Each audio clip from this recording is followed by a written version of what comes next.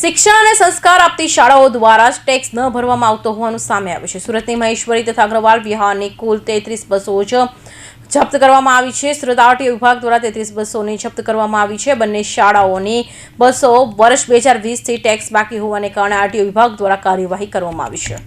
શિક્ષણ અને સંસ્કાર આપતી શાળાઓ દ્વારા જો ટેક્સ ન ભરવામાં આવતો હોવાનું સામે આવ્યું છે। સુરતની મહેશ્વરી તથા અગ્રવાલ વિહારની કુલ 33 બસો જપ્ત કરવામાં આવી છે। સુરત આરટીઓ વિભાગ દ્વારા 33 બસો જપ્ત કરવામાં આવી છે। બંને શાળાઓની બસોનું વર્ષ 2020 થી ટેક્સ બાકી હોવાને કારણે આરટીઓ વિભાગ દ્વારા કાર્યવાહી કરવામાં આવી છે। આરટીઓ વિભાગ દ્વારા સુરત ડીઈઓને પણ આ મામલે રજૂઆત કરવામાં આવી છે। શાળાના બસ સંચાલકોના માંગે વિદ્યાર્થીઓ અને વાલીઓ પરેશાન થઈ રહ્યા હોવાની રજૂઆત કરવામાં આવી હતી, જેથી બંને શાળાઓને નોટિસ બાદ પણ કામગીરી ન થઈ હોવાથી આકરા પગલાં લેવામાં આવ્યા હોવાનું સામે આવ્યું છે।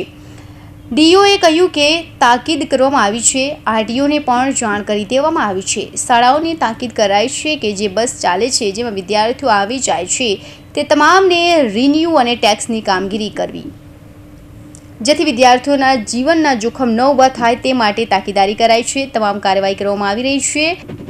જે કાર્યવાહી બાકી હોય તે કરવા જાણ કરાઈ છે। બસ સીઝ કરવામાં આવી છે, શું કહેશો?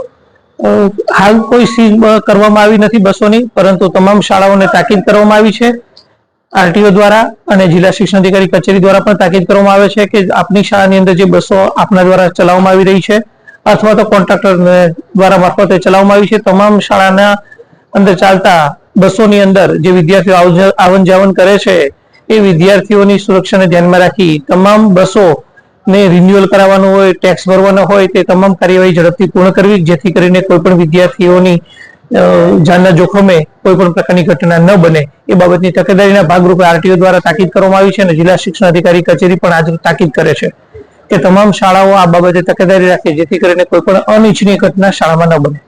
કોન્ટ્રાક્ટરના ભોગે વાલીઓ અને બાળકોએ ભોગવવાનો વારો આવ્યો છે। આવી કોઈ પણ ઘટના ન બને એના તાકીદના ભાગરૂપે જ એડવાન્સમાં બધા આ તમામ પ્રકારની કાર્યવાહી કરવામાં આવી રહી છે।